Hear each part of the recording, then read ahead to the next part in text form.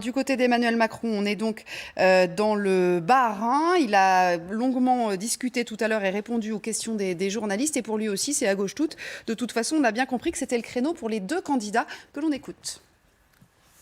Partir à la retraite entre 60 ans, âge légal, et 40 annuités. 1100 € par mois pour quelqu'un qui a une pension complète. Il faut le retour du dialogue social. Une large concertation politique et avec les partenaires sociaux sur ce sujet. Je voudrais vous dire l'attachement que j'ai à la fonction publique. Et pour que ce soit clair pour tout le monde, la solidarité à la source, c'est la possibilité de verser des prestations sans démarche administrative pour toutes celles et ceux qui en ont besoin. Je vais mettre en place le référendum d'initiative citoyenne, qui a longtemps été promis et qui n'a jamais été tenu. Dès cet été de revalorisation par une réindexation sur l'inflation. La protection des enseignants. Moi, je fais, pour les 18-25 ans, ce qui n'existait pas dans notre système, un contrat d'engagement jeune jusqu'au niveau du RSA.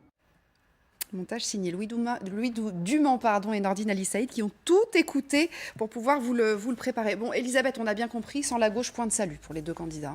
Oui, on ne peut pas vraiment le leur reprocher. Non, mais est-ce que ce n'était pas des électorats qu'ils qu'ils avaient négligés pour le premier tour, pour la première campagne?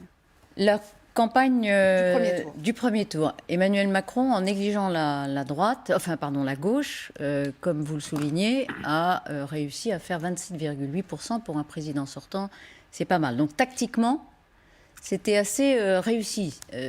Après, il a effectivement il fait face à un bloc constitué par l'électorat de son adversaire direct, et puis un autre bloc qui est presque en volume le même, celui de Jean-Luc Mélenchon, dont ils ont besoin tous les deux. Donc assez logiquement maintenant, tous les deux, ils doivent absolument récupérer une partie de cet électorat. On va voir comment ça se répartit grâce à notre sondage IFOP. Et on va voir comment évolue cet électorat mélenchoniste au fil de cette campagne où effectivement les candidats mettent en avant leurs propositions sociales. Emmanuel Macron beaucoup plus que Marine Le Pen, qui avait pris un temps d'avance. Et on voit bien l'appétit qu'avait Emmanuel Macron aujourd'hui, en répondant aux journalistes, à se justifier, à expliquer que son budget, par exemple, sur les 65 ans hier, n'était en rien improvisé, que ça relevait de la justice sociale, que ça relevait aussi de la crédibilité en termes financiers. On voit bien qu'il a absolument besoin